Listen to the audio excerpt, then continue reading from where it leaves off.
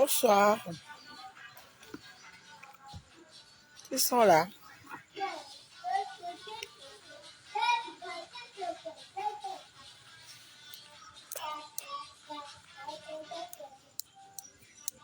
Likez la vidéo. Au coteau, likez, au partagez. Il y a des complots qui se fait. Kochimbeli bino de loin. Tozwela bino ba précaution. Tozwela bino ba garde. Tozwela bino ba méthode. C'est-à-dire que lisu quoi lisu. C'est-à-dire que lisu likola lisu likola muninga c'est total la bino la musika boy. Aux abonnés te s'abonner vite fait pour marambouza. Toke non na ba révélation toke non lo ba vérité mutotika muninga ta azati. Mutotika la muninga ta awa azati mutu pour la liste la mutu lisu azati. Si tu n'es pas mon abonné, abonne-toi vite fait, tu partages la vidéo, tu likes et kende. Ekende pene ke tokena bango kande bango baolinga tokende wana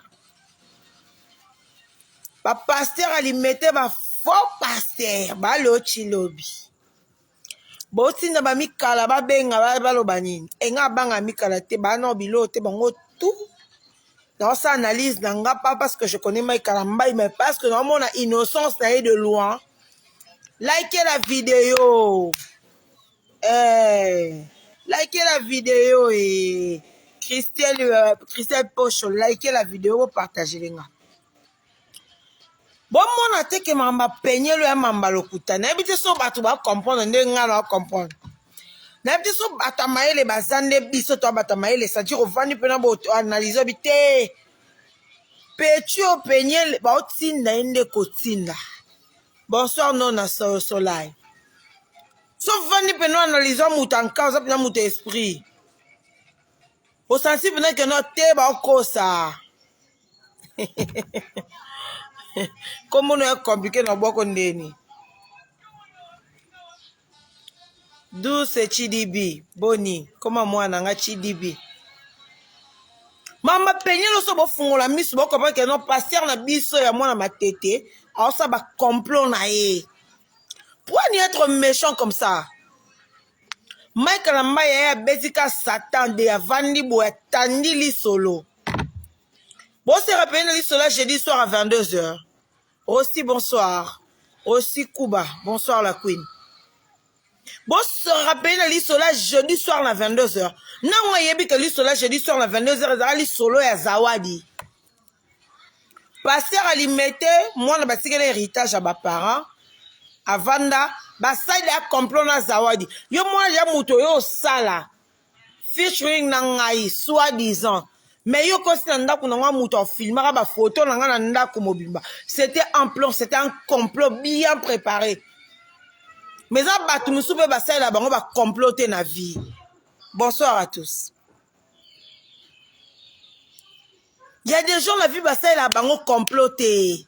Au comme m'appelle la souka to moi maramno et baby kane bandeli. Pourquoi? Parce que azan a problème na yote. Pasteur na biso mo ya nanyo ya kobe soki momo soki nani babenga mik momo. Pasteur na biso mik momo a préparé li kamazawa ya ba que non Zawadi ndenga zanga ba vidéo wana ba obimisa batu ba ondima so batu ba ndimi ya beti vidéo na 22h jeudi soir à 22h loka fali pour payemba après étant internet mais ayara comprendre que a beti on tellement ba internet tellement bato ba tala biso ba zo ba teto ba comprendre directement que non c'était pas le pasteur Mikala Mbaye et ça ba fausse vidéo yango ba mona beta biso prison non jeudi soir à 22h na nilango parce que ba benga na nanyo yuma sans esprit. Ya Miliki Momo, osa sans esprit, tu avais rien à dire. Et puis moi, je savais que tu allais rien dire. Tu allais même pas faire le live en question parce que tu avais même pas de matière à donner. Tu avais pas de matière à donner à qui que ce soit.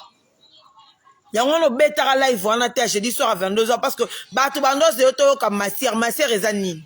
Matière ezalate. Yango kosaka parce que oui mamba zawadi bimi et besi poto mais yom to sinda zawadi. Mik Momo, Otinda Zawadi. Merci beaucoup la douce. Nzamba vérité nenga. Mik Momo, Otinda Zawadi, complot Zawadi des Aramaram na yo. Et puis, on va expliquer tout l'élo. Son Nzamba sali grâce qu'à la ifo, bo, ba signaler, on te aimer belé.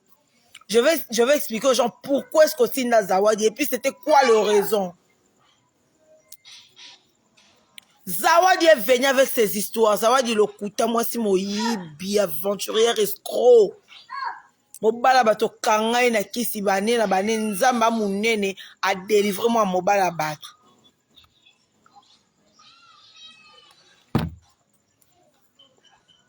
Otindi Zawadi aya séduire Mike Kalambai.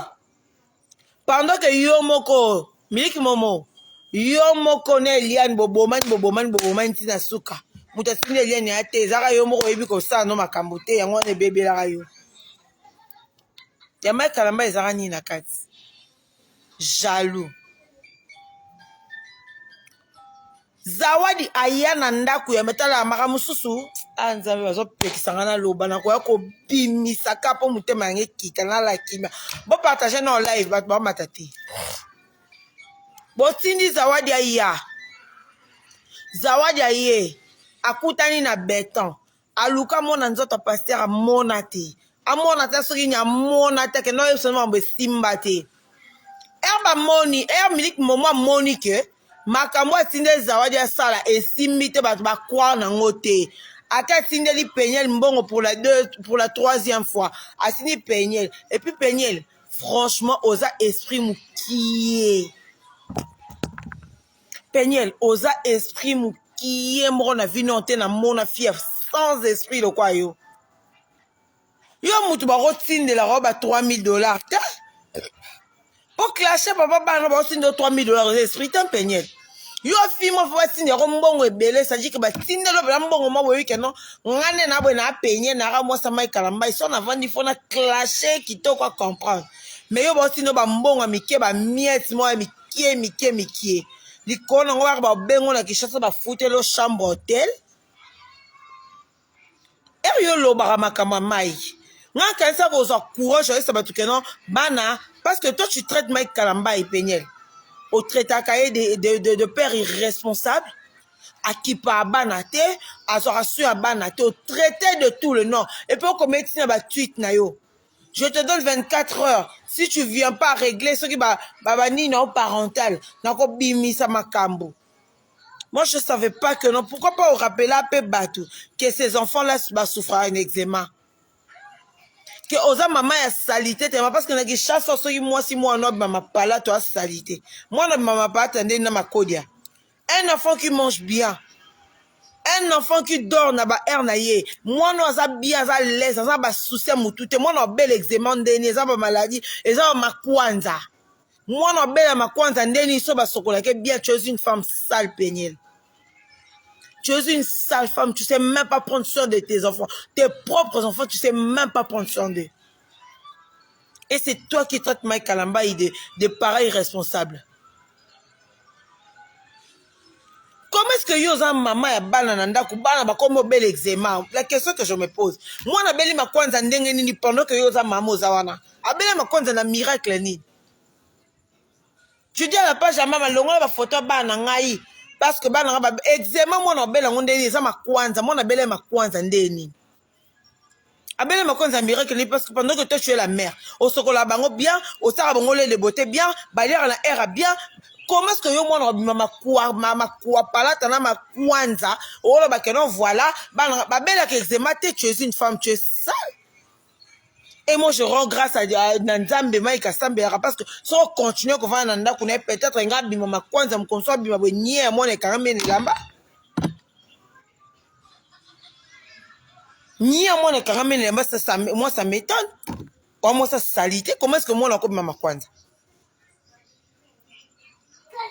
Comment est-ce que moi na oyo boto ko bima kwanza? Et puis tu es fier de ça. Papa ya bano benga irresponsable ya récupérer ba kusi ba bibe eczéma ma kwanza na munoko. T'es là sérieusement. Et c'est toi Peniel qui a le aux kilo. Yo finga mai. Moi na bima kwanza bana ba bima kwanza na munoko. ezata makolo ta maboko te peigner na munoko mama na munoko mwana ko mama kwanza munoko olala wapi olala wapi na mo bo partager bo se nga ba like ebele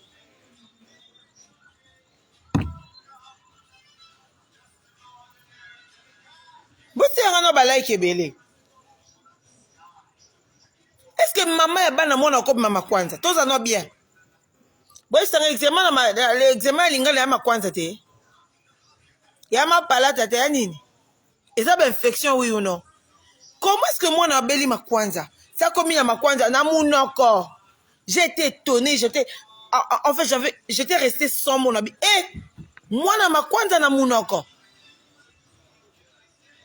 Mon enfant souffre d'eczéma. Tu es malade?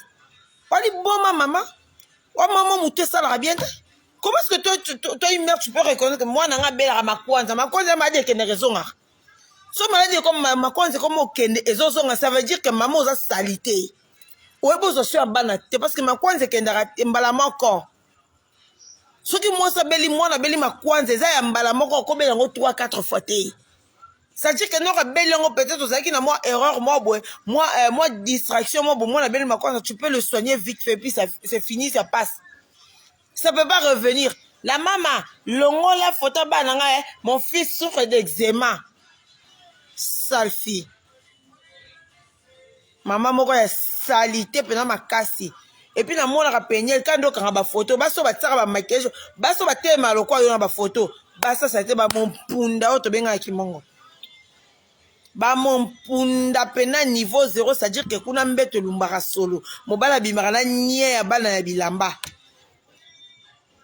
Yango ya mona bakana ba frère Mike Kalamba ikobo ozui parce que bino bo meka ko sunga nzambe penyel oyo famille na mo bimba na papa na ekuta liambonga libala te puis jour oke ko bala pasteur Mike ba ebisa ke na wana moi cité mo ke no ko bala ena nko. Non, je suis un serviteur de Dieu, je veux changer penyel. Eh Papa Mike, okuta na fati beto ya basi ya changera jamais. Si mukolosa mutu na se a changer té, c'est sa nature, elle est impolie, elle est insupportable. Moi quand je veux faire un live ici, na loba na batu na live wana, ngabi ke no peniel. Na ebisa batu ngabi peniel. Famille na mo bimba ko bana na tata na esa mama na yoka na mutu te mutandimela ngazate tout le monde magalo finga penyel aleki oui aleki nga povanda na poto ya po na kishasa te abotem na poto na poto baso galère magala vivant ngo na vie baso ba pesa penyel na kanda za sete ba ma kwanza bwana mona bana ba bosi makwanza ti awa so baso ka galère na nga sko nga na galère na nga mwana ana li kwanza te. Abotama bouibou et ça n'aura jamais 3 jours. Donc je sais prendre soin de mon enfant. Je sais. Na loba ngabi penyel ayo kanakana mutute. Comment est-ce que toi une femme, une fille, oko soit dans la famille, même ton père biologique, boyo kanate. Ta maman d'ailleurs c'est une meuf pour toi. Tu la traites d'une meuf. Meuf pour moi tu es déjà morte. Penyel yoba qui est violé yo. Nandenga ma bête bolimbi sanga. Exception à règle zanga raté. Na ebi ke comme nga exception zali. Mais à part exception on a poto be sanga moi noti na 18 ans non vierge. Et anan. Puis elle paye la vierge. Payer la tiko za vierge. Ba violenga. Donc payer la ina maman na ye juste parce que sa maman a dit arrête de saluer Mike Kalambai aza problème na yo te yo moko penya la lobisaka mama na ete na papa na babanda koloba na te na bandeko na ye soki kaka munde ozala yaya na ye ya mwasi undeko na ye ya mobali so moiko komo sola na Mike Kalambai mingi c'est tel a créé le problème pona ye ongo bete ya mobali vie na ye passé bola kelenga vidéo bo partager waza abonné to s'abonner kuna vite fait. Il y a des vérités qui viennent, on met sa pression, mais On dirait beaucoup de vérité. Ce sont beaucoup de et diminuer la pression. Likez la vidéo. Eh, Peigné. Boana batnamno beaucoup saka. J'ai été étonné le jour où j'ai vu la femme de Joël, l'ex-femme de Joël Francis, faire le vidéo pour dire tout ce qu'elle a vécu. Navani Nienga Lobi, non. Même à sa façon de parler, tu sens que c'est une femme qui a beaucoup de classe. C'est pas une femme où elle a sitoche, elle a terre à terre. Attends, mais ça. Son a banni le ministre. S'il y a des problèmes, pendant les canaux TV, non, ça n'a pas les canaux, les canaux, quoi, peigner. Peigner, c'est la merde. Peigner, c'est exactement terre à terre. Peigner les a terre à terre. Attends, tala. Moi, ça, Joël Francis, moi, je perdu, a perdu, mi balé. À sa fausse couche, à beau si moi, na koufi. Mais on n'a jamais vu cette dame-là.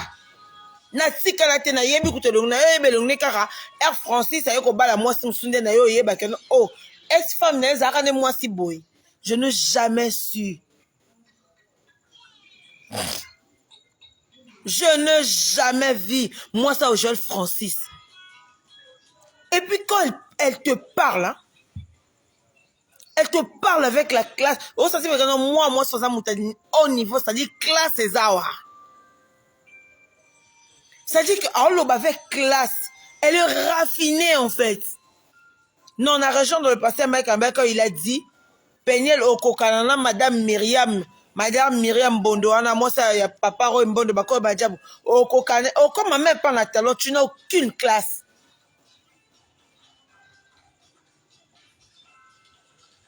Tu n'as aucune classe, Peniel.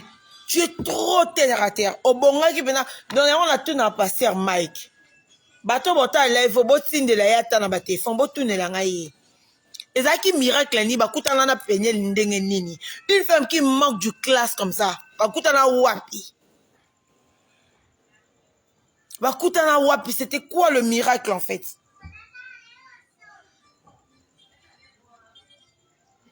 c'était quoi et puis quand on a vu que na niveau Peigné la zaki na mai kalambai tu ozaki mutu soko longwe na mai ki kalambai Peigné. Il faut balancer la premier ministre Mboko. Il faut être fiancé. Il y a moutumo, il y a mounene, c'est-à-dire que quand on regarde total la boye et non total la boye, jackpot. Ça c'est jackpot. Ah ouais, le garçon qui t'a remis $5,000. Bah $5,000, bah surtout que là, ce sont de filles, bah pauvre fille, le roi bis, le botama qui chasse ça.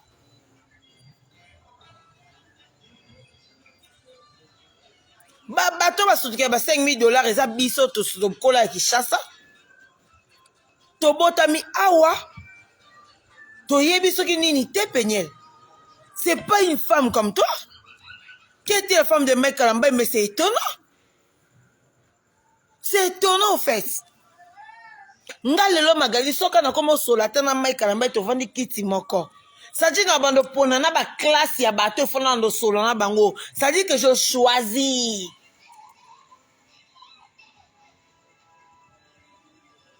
C'est-à-dire que je dois choisir avec qui je peux parler. Parce que je parle déjà avec Mike Kalamba et c'est pas n'importe qui. Je dois choisir avec qui je peux me mettre, avec qui je peux parler. Ma relation, quel genre de relation je peux entretenir avec des gens. Parce que je parle avec Mike Kalamba et c'est un grand honneur en fait.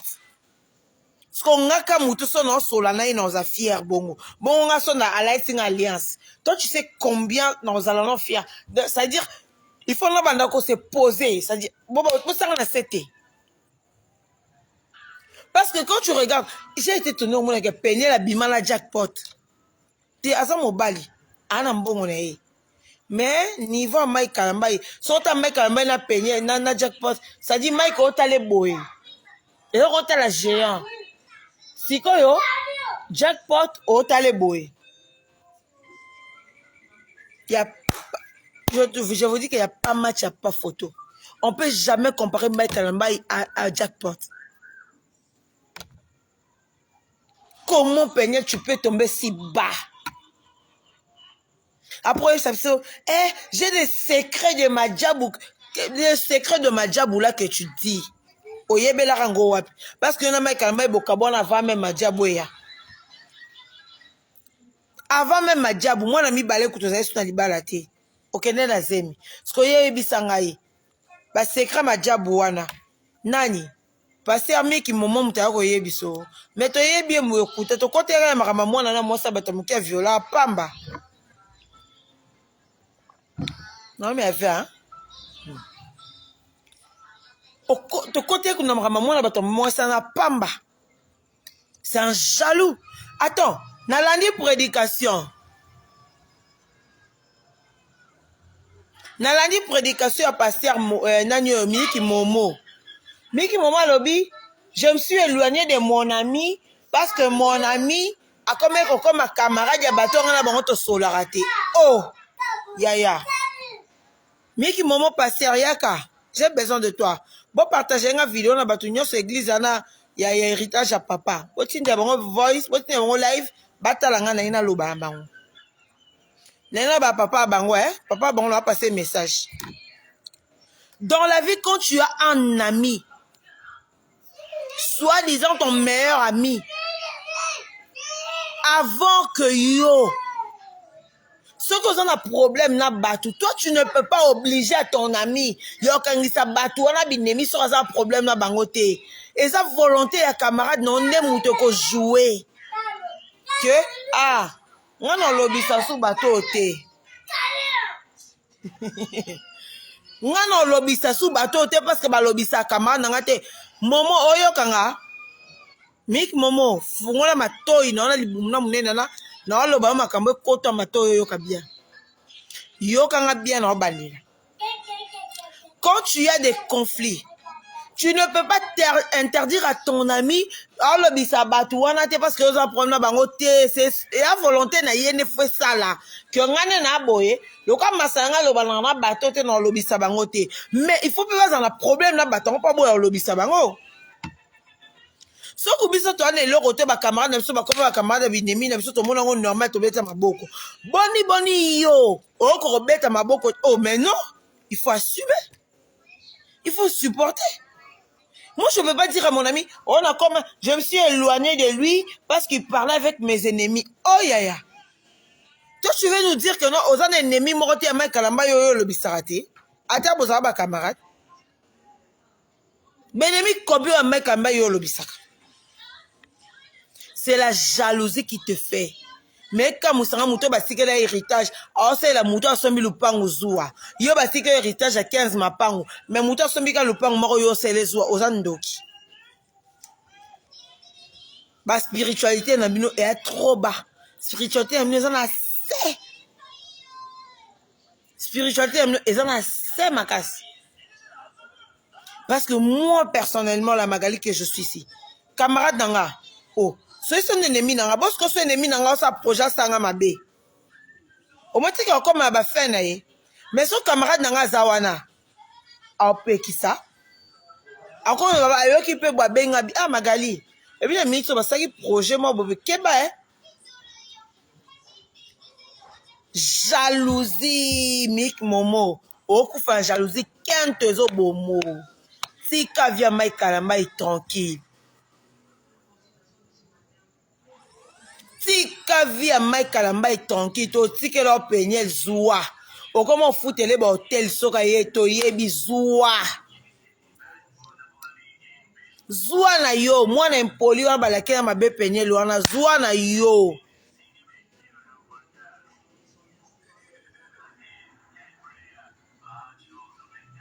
To tike yo Peignel to bi ema ekufela mbwa na ba o ba jackpot ba lokota ka zoua.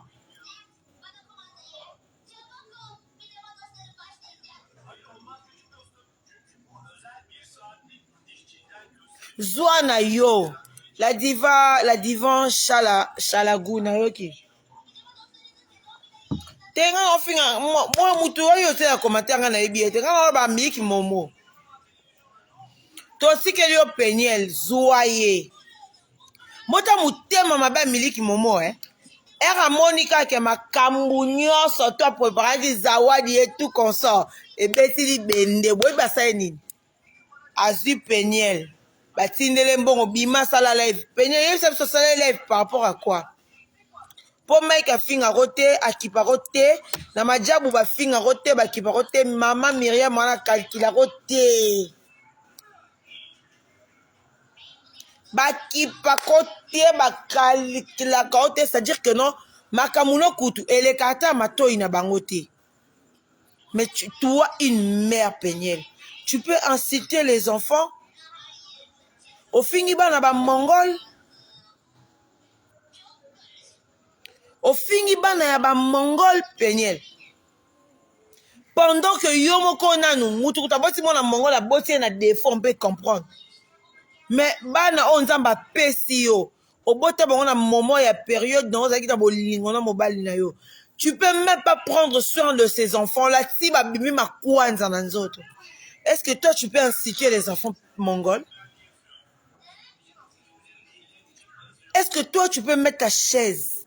Au vende wa bejour on a tolo tendance à nyonsa kaka. On a finga bana ba mongol. Eh Peniel. Luka Loranzambe ko yaya. Chiba wezo tungisa wata yebisa ko tika kinduma na ndako libalo yo karate. Eloko esa Peniel eza ba effet ya chiba ou. Mutu abala muluba, mobala muluba o aza siko na live ayebi makamna o loba. Une femme qui a commis l'adultère na kati ya ndako libala soko oza muluba. Tobali mobala muluba. Soko bimi. Ba retomber en wana mutu e boujaka. Est-ce que les gens comprennent pas que notre Peniel mutu est salaté? Elle est devenue folle. Parce qu'une femme qui se respecte ne peut pas prendre sa chaise, mettre et insulter les papas de ses enfants. Ces enfants-là vont grandir. Ce que vous avez dit, on peut comprendre. On peut comprendre. La divorce, c'est qui, hein? On peut comprendre. On peut se dire, ah voilà, mais mon bel qui partage la garde à banda. Et ça, ton mobile a rasé, bala qui va bango. Même vous connaissez pas, on va poser une question par rapport à la live au salaire. Maman, pourquoi tu disais ça, papa? L'anglais va dire, maman, I speak, ni, voilà pourquoi. Na papa. Oye, bisa bangoni. Que non, j'étais une mère irresponsable. Il y avait les Miliki Momo qui m'ont menti. Baebisa kinga kutu, na bimisa mbongo, na bapesa nga mbongo. Mais tu es bête. Avant de clore le live, la question que je pose à Peniel, yona ba majabu bokuta na rawa pipo comme on finga bango. Bon la kelenga vidéo sur avant axis. Je t'aime aussi Yvonne Onya. Je t'aime ma chérie. Bon la kelenga like ya suka, bon s'abonner. Abonnez-vous sur ma page Facebook. Babi mingi so aussi ça. OK na YouTube Magastar TV.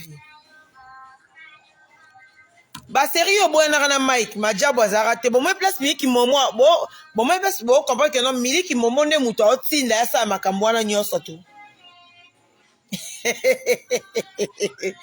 Bon comprendre que Miliki Momo muto otinda Poya bokabwana Mike Kalambai, makambo ya Majabu kutezarate. Proza Majabu zarata ya solo, teatali solo banda ko beta mateto yo kango teto yebi yango te. Mais obandi ko s'en prendre na maman Myriam, na papa Rock Bondo ba sali yo nini. C'est de ça qu'il s'agit Sonia. Oui. Peniel, yaka biso to ba luba. Mais on dirait qu'il chasse avec Mikolo soro ye ba sa mu kamate mufunge. Non, il y a besoin de Peniel. Mikolo chasse à Peniel sauter ma colo, zaka mu kamate mufunge. Comme gâté bébé. Zaka kuna Canada ko yate pour modèle au zélo. Okondi mate. Evodi minda, evodi boni.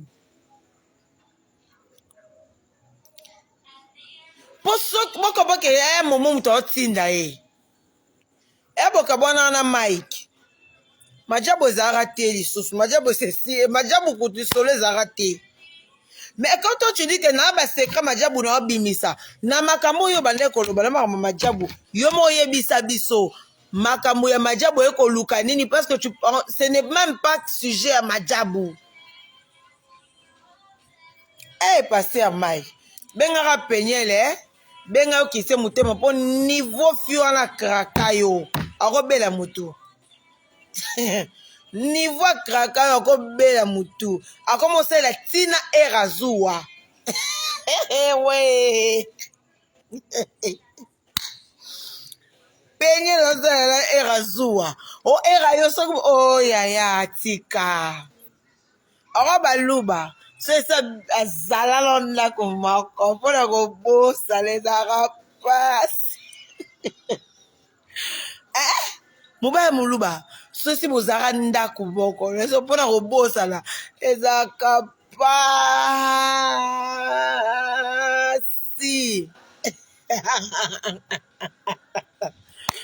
Pardon pasteur papa Mike tosenga biso bafani no tokotela o pour ye tomona o te benga penyele kiite mutema longola eloko wana ekanga eponde ezana azwi ba jackpot o azwi banani o azwi bana ondira azokomaka te. Penyele otula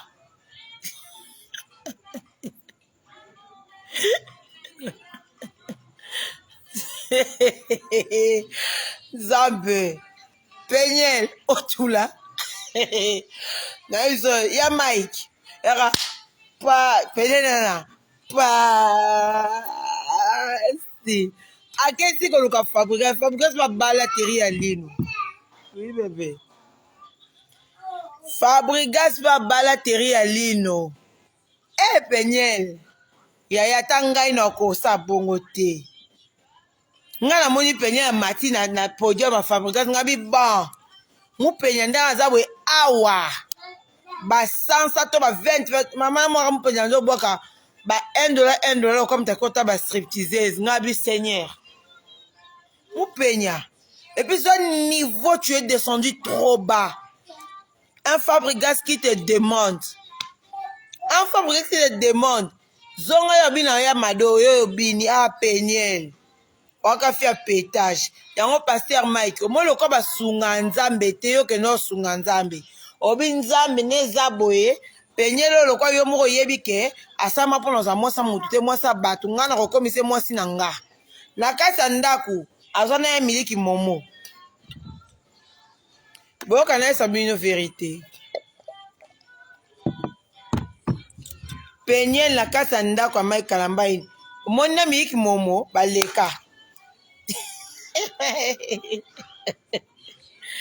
Zambela ngai penyele aleka na miliki momo bondimelanga pour vous dire que non makambo bino bomono ya mikio ya minene eza botia ba like na beta bomba suka vana kata la makemba yo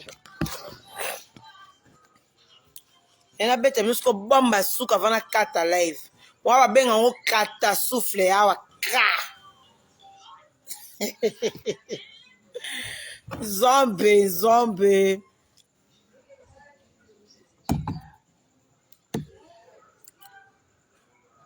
penyele na kati ya ndako ya Mike oyebi bino ngai napona ngo oloba nyonso parce qu'il y a des choses. Et puis miliki momo yebisa mutu amandefu na wana akomela nga su message ata moko afinga nga non charge au kitoko non charge au avec tout mon cœur non charge na mutema okita parce que na besoin de charger yo mais na yokaka mawa pour héritage à papa yo liesaka libota mo tosala mabe mingi ati mais nakosala mabe boyebi ke mupenya azalaka na kati ya ndako ya idole mupenya na kati ya ndako ya idole penya leka na miliki momo bondi melanga miliki momo kande bateka yango 250 250 aleka na mupenya yango bomona chiba wana elanda ye eza ye te mutu ebouge la tête ne fonctionne plus yango bomoni bazi ba vertige Zawadi nalobi no boye biso baluba tosaka baje na zemi te mwana baluba basalisaka baje te Zawadi zemi ya Pasteur Mike omweka nde ezali na libumu no kende koluka ozongisa ngo na libumu elongwe te oza pena na zemi soki bobimai na ese koza na zemi siko toza na besoin toyoka teke zemi elongwe toza na besoin ya zemi na yo ebima lokwa miliki momo akoma kotinda bino ba mission Zawadi toza na besoin mwana Mike Kalambai po toyebi ke so bosi akoza sozi na ye kolongola te kobakisa te ondire babimisi ekabwe mpo na Mike Zawadi toza na besoin mwana mutu moko mamona oloba évangile selo Magali Kongolo ekoma botielanga balike nzombe na mama Denzo na bwakama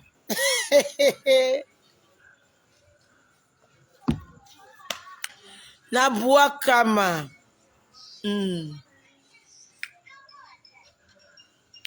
bato mosusu ose balike baza te na moka mutu mo mutu aotia Christian olaka otiaka balike te pwani yo so balike na balive nanga te pwani yo mwana ndeni mama osa live otia balike te bana mabe évangile nanga eske ekomi bobosana te botindela miliki momo botindela Peniel boyebisa botindela na Zawadi Zawadi ton histoire c'est compliqué d'ailleurs toi-même ta vie c'est trop compliqué on a chargé au bien on a fait moi tchelo lukambongo on a chargé au bien on a rechargé au té non yo kamawa j'ai compati normalement ba tchelo nyonso tout ce que moi na yozo représenter donc je compati moi na salo mabe te pour na ro salo mabe na pasolio. Oui, on va prendre le babouche. Oui. Allez, Peniel, devoir à domicile. Va demander pardon à ton papa qui te parle déjà pas. Et puis moi, Moulopo. Yo, moi, Moulopo, on dirait yo. Yo, m'tois ndoka via Peniel. Mais moi, Moulopo, non, yebisa yo. Songa zara Pasteur Mike quand même na peso ata mbote te na poto yo pese mbote pesa pe mbote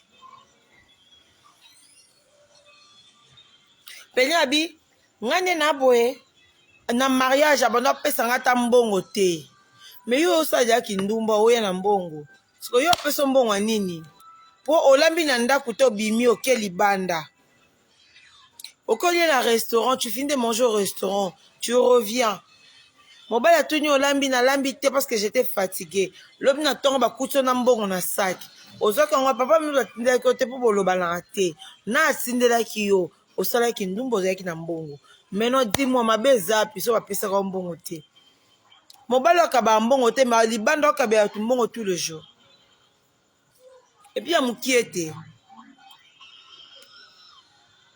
Denis Lesi Mama Tina aobela AVC. Na Denis Lesi pona silisa bien. Mama Tina azobela AVC atindaki ba vidéo na ba voice pas. Atindaki ba vidéo na ba voice. Mais Mama Tina ngape na oyebiso na compléter kalika era lobaki. Mama Tina tika hypocrisie aux aventurières aux escrocs. Mama Tina yo mobali no abeta ba tampon elongi boyeba que le président de la République de la République du Congo, c'est pas votre ami. Denis Lesi, quand tu parles, l'Angola comme président de la République. L'Angola comme président de la République. Tu as un problème, traite tes problèmes. Non, moi, c'est hypocrite, on sait que pardon tous les jours, on a qu'on a versé bois que le bois que tengami. Bon, que le nganzambi. Parce que si on veut vous régler, moi je peux prendre Mama Tina, ta femme, na tie na kit. nando poser ba question ya vie na ye osepela te mpo na ba question ya vie ya mama Tina na nango penza mais na olinga nde otuna ye te pour éviter certains problèmes. Comme Denis Lessi, c'est un idiot, c'est un connard, c'est un couillon du premier, je dirais à Denis Lessi, retiens ta langue. Au teka peniel la mibala moins cher, to boite to tika la bino peniel. Au PC miliki momo to tika. Mais na ebiso Denis Lessi, benda, mi benda mato, et puis mama Tina, zo mobile no Denis, kamole mato, yo simbi o makaso tomboli, et puis yo mto liye saki. Au tomboli ti likolo. Yebisa qu'il arrête de faire tout ça. Maman Tina liboko se lemi na veso komi ka bolo comme taliboma pekisa mobali na yo. Tozo yoka to beta kara. Mais so to bito appliquer. Biso beto abata pétage te. Ngala mta satande, ngala mta pétage te. Biso to ka passer mai kalamba, to abata ba satande. O moni ke miki momo passer a yebisa ka biso ki ka oza mobala te mbatangi na komone loba. Yelobi kuna prière. L'église abando sa bamboa que la tête, tu n'es pas une femme, tu es un homme. Cite le nom.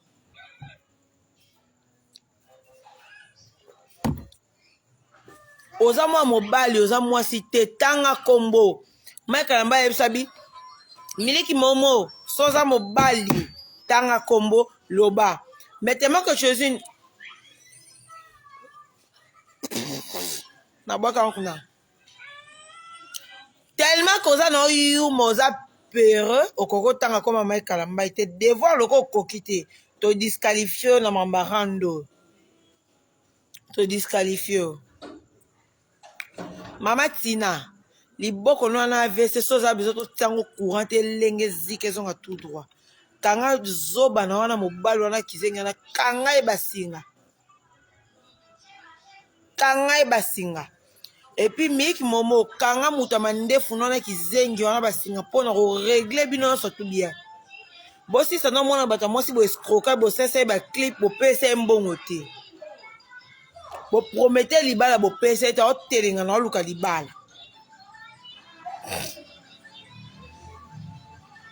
Luka libala. Alors le ko luka libala. Miki Momo o escroquer mona bata moso shopping o pese l'auto sese ba clip.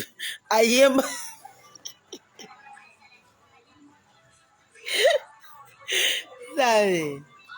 Nzambe le beaucoup tanga chez Sarato la TV na kokola mwa mukie yo penye yo koka na Maria Mbondo nyama tanga fio yo koka na Maria Mbondo fia likopete te ko kilo azu mobala star asuki na jackpot. Hey yes. Bon, la famille, je vous aime énormément. Je suis très contente que vous avez qui vraiment en live, vous avez qui en ligne pour dans la live de Magali Congolo. Nabi, vous partagez les bango live, vous signe de la moutou na moutou live. Ah, la m'rapela kouta 5 live, 6 live et tandami kabo. Attends la moi tala. Oh, moi vous signe de la bango live. Vous savez que la si bango complot na bango contre Mike Alamba. To mona kiango to yoka to santa ki on zolo bi to comprendre kiango yango yaki to besango dada to kabona ngo tata zawadi yona suka mundelo no te munene lokwa nduta bata produit na biso fo bota so boti te omona. Merci.